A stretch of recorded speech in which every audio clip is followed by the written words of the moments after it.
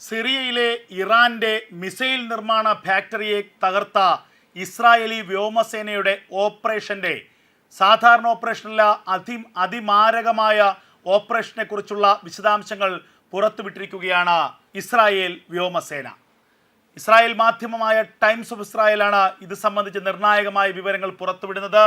September മാസം 8-ാം തീയതി 2024 September മാസം 8-ാം തീയതിയാണ് സിറിയയെ പിടിച്ചുകുലുക്കിയ, ഇറാനെ ഞെട്ടിച്ച ആ വമ്പൻ ഓപ്പറേഷൻ നടന്നത്. സിറിയയ്ക്കുള്ളിൽ അസദ് ഭരണകൂടം ഇറാന് ആയുധങ്ങൾ നിർമ്മിക്കാനുള്ള, പ്രത്യേകിച്ച് മിസൈൽ നിർമ്മിക്കാനുള്ള അനുവാദം നൽകിയിരുന്നു. അങ്ങനെ സിറിയയുടെ മണ്ണിൽ ഹമ എന്ന പട്ടണത്തിന് സമീപമുള്ള ഒരു പടുകൂറ്റൻ പർവ്വതം തുരന്നുണ്ടാക്കിയ വമ്പൻ പടുകൂറ്റൻ ഭൂഗർഭ ടണലിലാണ് ഈ മിസൈൽ നിർമ്മാണ ഫാക്ടറി പ്രവർത്തിച്ചിരുന്നത്. ഈ മിസൈൽ നിർമ്മാണ ഫാക്ടറി നടത്തിയിരുന്നത് ഇറാനാണ്. സിറിയയിലെ അസദ് ഭരണകൂടത്തിൻ്റെ പരിപൂർണമായ സഹായത്തോടെയും പിന്തുണയോടും കൂടി ഇറാൻ ഇവിടെ വമ്പൻ പ്രഹരശേഷിയുള്ള മിസൈലുകൾ നിർമ്മിച്ചു. ഈ മിസൈലുകൾ ഇറാൻ നിർമ്മിച്ച് ആ മിസൈലുകൾ ഹിസ്ബുള്ളയ്ക്ക് കൈമാറി, ഹൂതികൾക്ക് കൈമാറി, ഹമാസിന് കൈമാറി. അങ്ങനെ ഇസ്രായേൽ എന്ന ഇറാന്റെ പ്രഖ്യാപിത ശത്രുവിനെ തീർക്കാൻ വേണ്ടിയുള്ള വമ്പൻ നീക്കങ്ങളായിരുന്നു നടത്തിയത്. ഈ ആയുധ നിർമ്മാണശാലയെക്കുറിച്ച് മൊസാദിൻ്റെ ചാരന്മാർ പിന്നീട് തിരിച്ചറിഞ്ഞിരുന്നു. ആ ചാരന്മാർ ഈ വിവരം IDF-നെ അറിയിക്കുന്നു. IDF ആകട്ടെ വളരെ കൃത്യമായി 120ഓളം വരുന്ന കമാൻഡോ സംഘത്തിനെ ഈ ഓപ്പറേഷൻ ഏൽപ്പിക്കുന്നു. കൂടാതെ തന്നെ ഇസ്രായേലി വ്യോമസേനയിലെ ഏറ്റവും പ്രഗത്ഭരായ പൈലറ്റുമാരെ ഫൈറ്റർ ജെറ്റുകൾ ഉപയോഗിക്കാനായി നിയോഗിക്കുകയും ചെയ്യുന്നു. അങ്ങനെ സെപ്റ്റംബർ മാസം 8-ാം തീയതി സിറിയയെ പോലും ഞെട്ടിച്ചുകൊണ്ടുള്ള വമ്പൻ ഓപ്പറേഷനാണ് ഈ മേഖലയിലേക്ക് നടന്നതെന്ന വിവരം ഇപ്പോൾ പുറത്തു വരുന്നു. ഇസ്രായേലി അതിർത്തിയിൽ നിന്നും 200 കിലോമീറ്റർ അകലെയായിരുന്നു ഈ മിസൈൽ നിർമ്മാണ ഫാക്ടറി ഉണ്ടായിരുന്നത്. 120 കമാൻഡോകൾ ഇസ്രായേലിൽ നിന്നും അതീവ രഹസ്യമായി സിറിയയിലേക്ക് കടക്കുന്നു. അവർ ഹമയ്ക്ക് സമീപമുള്ള പർവ്വതത്തിൻ്റെ ഉള്ളിലുള്ള ഈ ഫാക്ടറിക്ക് സമീപത്തേക്ക് എത്തുന്നു. ഒടുവിൽ 2.5 മണിക്കൂർ നീണ്ട ഓപ്പറേഷനൊടുവിൽ ഈ ഭൂഗർഭ ടണലിൽ വൻതോതിലുള്ള സ്ഫോടക വസ്തുക്കൾ നിറച്ച ശേഷം 120 കമാൻഡോകളും അവിടെ നിന്ന് രക്ഷപ്പെടുകയാണ്. പിന്നാലെ നടന്നത് അതിഭീകരമായ സ്ഫോടനമാണ്, അതിമാരകമായ സ്ഫോടനം. വമ്പൻ ആയുധ നിർമ്മാണ ഫാക്ടറി തകർന്നു തരിപ്പണമായി. ഇറാൻ പോലും ഞെട്ടിത്തരിച്ച സംഭവമായിരുന്നു. ആ ഘട്ടത്തിൽ ഹിസ്ബുള്ളയ്ക്കെതിരെ ഇത്രത്തോളം രൂക്ഷമായ ആക്രമണം ഇസ്രായേൽ ആരംഭിച്ചിരുന്നില്ല. ഹിസ്ബുള്ളയ്ക്കെതിരെ തുറന്ന യുദ്ധം ആരംഭിക്കുന്നതിന് തൊട്ടു മുമ്പായിരുന്നു സിറിയയിലെ ഇറാന്റെ ആയുധ ഫാക്ടറി തകർത്ത ഇസ്രായേലി സൈന്യത്തിൻ്റെ ഏറ്റവും പ്രധാനപ്പെട്ട നടപടി.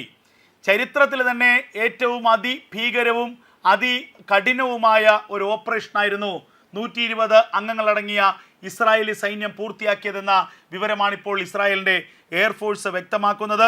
ഓപ്പറേഷൻ മെനി വേയ്സ് എന്നായിരുന്നു ഈ ഓപ്പറേഷന് ഇസ്രായേലി സേന നൽകിയ പേര്.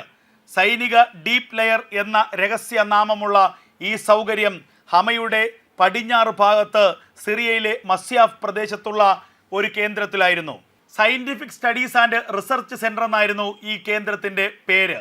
ഒരു പടുകൂറ്റൻ പർവ്വതത്തിനുള്ളിൽ കുഴിച്ച് തുരന്നു രൂപപ്പെടുത്തിയ ഒരു ഭൂഗർഭ ടണലായിരുന്നു സയൻറ്റിഫിക് സ്റ്റഡീസ് ആൻഡ് റിസർച്ച് സെൻ്ററായി പ്രവർത്തിച്ചത്.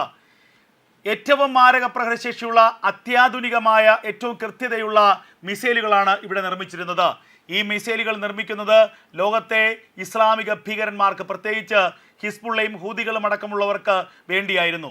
ഇതിനുവേണ്ടി ആ പർവ്വതം തന്നെ പൂർണ്ണമായും സിറിയയിലെ അസദ് ഭരണകൂടം വിട്ടുകൊടുത്തു. അങ്ങനെ സിറിയയുടെ സ്ഥലത്ത് സിറിയയുടെ അടിസ്ഥാന സൗകര്യങ്ങൾ ഉപയോഗിച്ചുകൊണ്ട് ഇറാൻ ആയുധ ഫാക്ടറിയിൽ മിസൈലുകൾ നിർമ്മിച്ചു. ആ മിസൈലുകൾ ലോകത്തിലെ ശത്രുക്കൾക്കെതിരെ പ്രയോഗിക്കാൻ വേണ്ടി ഇസ്ലാമിക ഭീകരന്മാർക്ക് നൽകിയിരുന്നു. ഇത് കുറേ കാലങ്ങളായി സിറിയയിൽ തുടർന്നു വന്നതാണ് എന്ന് മൊസാദ് കണ്ടെത്തുകയും മൊസാദ് ഈ വിവരം കൃത്യമായി IDF-നെ അറിയിക്കുകയും ചെയ്തു. മാസങ്ങൾ നീണ്ട തയ്യാറെടുപ്പുകൾക്കൊടുവിലാണ് മൊസാദിൻ്റെ ഓപ്പറേഷൻ ഈ മേഖലയിലേക്ക് ഉണ്ടായത്. 2017 പർവ്വതത്തിൽ തുരങ്കങ്ങൾ നിർമ്മിക്കാൻ ഇറാൻ പദ്ധതി ആരംഭിച്ചത്. ആ ഘട്ടത്തിൽ തന്നെ ഈ നിർമ്മാണ കേന്ദ്രത്തെക്കുറിച്ച്, മിസൈൽ നിർമ്മാണ ഫാക്ടറിയെക്കുറിച്ച് ഇസ്രായേലിന് കൃത്യമായ ബോധ്യമുണ്ടായിരുന്നു. ഒടുവിൽ 2021 ഈ തുരങ്കത്തിൻ്റെ നിർമ്മാണം, ഭൂഗർഭ ടണലിൻ്റെ നിർമ്മാണം പൂർത്തിയായി. പിന്നാലെ മിസൈൽ നിർമ്മാണത്തിനുള്ള നീക്കങ്ങൾ ആരംഭിച്ചു, മിസൈൽ നിർമ്മിക്കുകയും ചെയ്തിരുന്നു. 2023 ഒക്ടോബർ 7 ഹമാസും ഇസ്രായേലുമായുള്ള യുദ്ധം ആരംഭിച്ചതിന് പിന്നാലെ വൻതോതിൽ മിസൈലുകൾ ഈ നിർമ്മാണ ഫാക്ടറിയിൽ നിന്ന് ഇറാൻ ഹിസ്ബുള്ളയ്ക്ക് കൈമാറി. ഹമാസിനെതിരെ ഇസ്രായേൽ സേന യുദ്ധം ചെയ്യുമ്പോഴൊക്കെ തന്നെ മറുഭാഗത്ത് നിന്ന് ഹിസ്ബുള്ള ഇസ്രായേലിന് നേരെ റോക്കറ്റുകൾ, മിസൈലുകൾ തൊടുത്തുവിട്ടു. അങ്ങനെ 2023 ഒക്ടോബർ മുതൽ 2024 ഒക്ടോബർ വരെ ഹിസ്ബുള്ള തൊടുത്തത് 15,000-ഓളം റോക്കറ്റുകളാണ്. ഇത്രയും ആയുധങ്ങൾ ഹിസ്ബുള്ളയിലേക്ക് എങ്ങനെ എത്തുന്നു എന്നത് ഇസ്രായേലിനെ സംബന്ധിച്ച് അത്ഭുതമായിരുന്നു. എന്നാൽ 2022-23 കൂടി തന്നെ ഈ മേഖലയിലെ ഈ സിറിയയിലെ ഈ ആയുധ നിർമ്മാണ കേന്ദ്രത്തെക്കുറിച്ച് കൃത്യമായ ഒരു വിവരം മൊസാദിനും അതുപോലെ തന്നെ IDF-നും ലഭിക്കുകയും ചെയ്തു. അതിന് പിന്നാലെയാണ് ഈ കേന്ദ്രത്തെ ആക്രമിച്ച് തകർക്കാനുള്ള തീരുമാനം ഇസ്രായേൽ സ്വീകരിക്കുന്നത്. അതിനുവേണ്ടി വളരെ കൃത്യമായ പദ്ധതികൾ തയ്യാറാക്കി. ഒന്നാമത് പർവ്വതത്തിൻ്റെ ഉള്ളിലാണ്, പർവ്വതത്തിൻ്റെ ഉള്ളിൽ 200ഓളം മീറ്ററുകൾ ഉള്ളിലാണ് ഈ ഫാക്ടറി സ്ഥിതി ചെയ്യുന്നത്. അതുകൊണ്ട് ആകാശമാർഗം വന്ന് അല്ലെങ്കിൽ വ്യോമസേനയ്ക്ക് ബോംബുകൾ വർഷിച്ചുകൊണ്ട് ഈ കേന്ദ്രത്തെ തകർക്കുക അത്രത്തോളം സാധ്യമല്ല. അതിൻ്റെ അടിസ്ഥാനത്തിൽ ആദ്യം ഈ സയൻറ്റിഫിക് റിസർച്ച് സെൻറ്ററിൻ്റെ മേൽഭാഗത്ത് ബോംബുകൾ വർഷിക്കുകയും പിന്നീട് ഒരു റോക്കറ്റ് ലോഞ്ചറുകൾ ഉപയോഗിച്ചുകൊണ്ട് ആക്രമിക്കുകയും അതിനു മുൻപ് തന്നെ ഈ മേഖലയിലേക്ക് വമ്പൻ സ്ഫോടക വസ്തുക്കൾ ഉള്ളിൽ കടത്തുകയും വേണമെന്നായിരുന്നു ഇസ്രായേലി ഡിഫൻസ് ഫോഴ്സിൻ്റെ പദ്ധതി. ആ പദ്ധതി അവർ കൃത്യമായി നടപ്പാക്കുകയും ചെയ്തു. 2024 സെപ്റ്റംബർ 8 ഈ ഓപ്പറേഷൻ നടത്താൻ ഇസ്രായേലി സേന തീരുമാനിച്ചു.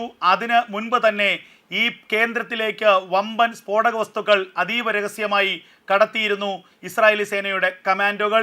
ഒടുവിൽ ആ ദിവസം വന്നെത്തുകയും ഇസ്രായേലിൽ നിന്ന് ഫൈറ്റർ ജെറ്റുകൾ കൃത്യമായി കുതിച്ചെത്തി സിറിയയിലെ ഈ പർവ്വതത്തിന് മുകളിലേക്ക് ബോംബ് വർഷിക്കുകയും അതുപോലെ നേരത്തെ തയ്യാറാക്കി വച്ചിരുന്ന റോക്കറ്റ് ലോഞ്ചറുകളിൽ നിന്ന് ഈ ഭൂഗർഭ ടണലിലേക്ക് റോക്കറ്റ് ലോഞ്ചറുകൾ അയക്കുകയും പ്രത്യേകം തയ്യാറാക്കിയ സ്ഫോടക വസ്തുക്കൾ റിമോട്ടുകൾ ഉപയോഗിച്ചുകൊണ്ട് പൊട്ടിത്തെറിപ്പിക്കുകയും ചെയ്തു. അങ്ങനെ 200 മുതൽ 430 വരെ അടി ആഴവും അതുപോലെ തന്നെ വലിപ്പവുമുള്ള ആ പർവ്വതത്തിനുള്ളിലെ പടുകൂറ്റൻ മിസൈൽ നിർമ്മാണ യൂണിറ്റ് പൊട്ടിത്തെറിക്കുകയായിരുന്നു. ഇത് സംഭവിച്ച് മണിക്കൂറുകൾക്കും ദിവസങ്ങൾക്കും ശേഷമാണ് ഇറാന് ഇത് സംബന്ധിച്ച കൃത്യമായൊരു ധാരണയുണ്ടാകുന്നത്. എങ്കിലും ഈ ആക്രമണത്തിൻ്റെ ഉത്തരവാദിത്തം ഇസ്രായേൽ ഏറ്റെടുത്തിരുന്നില്ല. ഇസ്രായേൽ ഇത് സംബന്ധിച്ച പരസ്യമായ ഒരു പ്രതികരണവും നടത്തിയില്ല. അതേസമയം അന്താരാഷ്ട്ര മാധ്യമങ്ങൾ ഈ ആക്രമണം സംബന്ധിച്ച് ചെറിയ ചില വാർത്തകൾ പുറത്തുവിട്ടു എന്നല്ലാതെ ഇതെങ്ങനെയാണ് സംഭവിച്ചത്, ആരാണ് നടത്തിയത്, ഈ ആക്രമണം നടത്തിയ സ്ഥലത്ത് എന്താണ് പ്രവർത്തിച്ചിരുന്നത് എന്നത് സംബന്ധിച്ച് ഇതുവരെയും വ്യക്തമായൊരു വിവരവും പുറത്തു വന്നിട്ടില്ലായിരുന്നു. ഈ കഴിഞ്ഞ ദിവസങ്ങളിലാണ് ഇസ്രായേലിൻ്റെ എയർഫോഴ്സ് തങ്ങൾ നടത്തിയ ഏറ്റവും ചരിത്രപരമായ ഏറ്റവും ഹിസ്റ്റോറിക്കലായിട്ടുള്ള ഒരു ഓപ്പറേഷൻ്റെ വിശദാംശങ്ങൾ പുറത്തുവിടുന്നത്. 120-ലധികം കമാൻഡോകൾ ഈ ഓപ്പറേഷനിൽ നേരിട്ട് പങ്കെടുത്തു. ഒരാൾക്ക് പോലും സാരമായോ നിസ്സാരമായോ ആയ ഒരു പരിക്കും ഈ ആക്രമണത്തിനിടയിൽ ഉണ്ടായില്ല എന്നുള്ളതാണ് മറ്റൊരു സന്തോഷകരമായ കാര്യം. അങ്ങനെ ചരിത്രത്തിൽ ഇടം നേടിയ ലോകത്തിലെ മുഴുവൻ ഇസ്ലാമിക ഭീകരന്മാർക്ക് ആയുധങ്ങൾ എത്താനായി തുടങ്ങിയ ഇറാൻ്റെ മിസൈൽ നിർമ്മാണ ഫാക്ടറിയെ അതീവ ദുഷ്കരമായ ഒരു ദൗത്യത്തിലൂടെയാണ് ഇസ്രായേലിൻ്റെ ചുണക്കുട്ടികളായ കമാൻഡോകൾ തകർത്തത്. സിറിയൻ ഭരണകൂടത്തിൻ്റെ ആശീർവാദത്തോടെ അനുവാദത്തോടെ ഹമയ്ക്ക് സമീപമുള്ള പടുകൂറ്റൻ പർവ്വതത്തിൻ്റെ ഉള്ളിൽ പർവ്വതം തുരന്ന് 4-5 വർഷക്കാലം പർവ്വതം തുരന്ന് ഉണ്ടാക്കിയ പടുകൂറ്റൻ മിസൈൽ നിർമ്മാണ ഫാക്ടറിയാണ് ഇസ്രായേലിൻ്റെ ചുണക്കുട്ടന്മാർ തകർത്ത് തരിപ്പണമാക്കിയത്. അതോടുകൂടി 2-3 ഗുണങ്ങളാണ് ഇസ്രായേലിന് സംഭവിച്ചത്. ഒന്ന്, ഹിസ്ബുള്ളയുടെ ആയുധപരവ് നിലച്ചു. ഹിസ്ബുള്ളയുടെ കയ്യിൽ റോക്കറ്റുകളോ മിസൈലുകളോ ഇല്ലാതായി. അതുമാത്രവുമല്ല, ഹിസ്ബുള്ളയുടെ ഭാഗത്തു നിന്നുള്ള ആക്രമണത്തിൻ്റെ രൂക്ഷത കുറഞ്ഞു. അങ്ങനെ ഹിസ്ബുള്ളയെ വേഗത്തിൽ പരാജയപ്പെടുത്താൻ ഇസ്രായേലിനായി. ഹൂതികളുടെ ഭാഗത്തു നിന്നുള്ള ആക്രമണവും ശക്തി കുറഞ്ഞ സാഹചര്യമുണ്ടായി. ഇവർക്കെല്ലാം ആയുധങ്ങൾ നൽകാനുള്ള ആയുധ നിർമ്മാണത്തിൻ്റെ കടയ്ക്കൽ തന്നെയാണ് ഇസ്രായേൽ കത്തിവെച്ചത്.